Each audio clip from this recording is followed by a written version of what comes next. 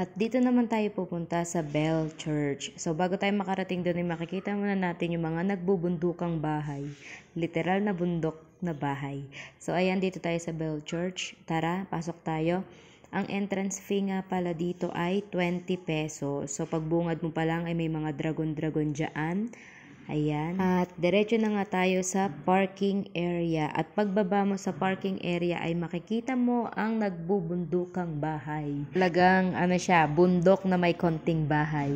O bahay na may konting bundok. Ayan, o diba? Napakaganda namang pagmasdan, o diba? Tas nakakamangha, paano yan nakapagtayo ng bahay dyan?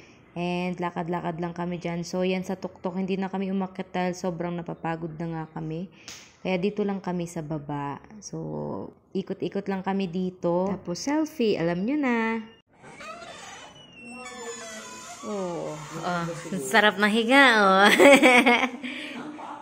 Yan ang ating room. Room? Hindi pala. So, yan. Dito tayo.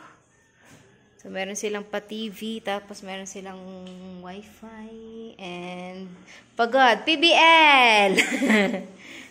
And ayan, ang kanilang coffee mug. Tapos ito yung labas. Yan. Ito yung labas niya. Yan.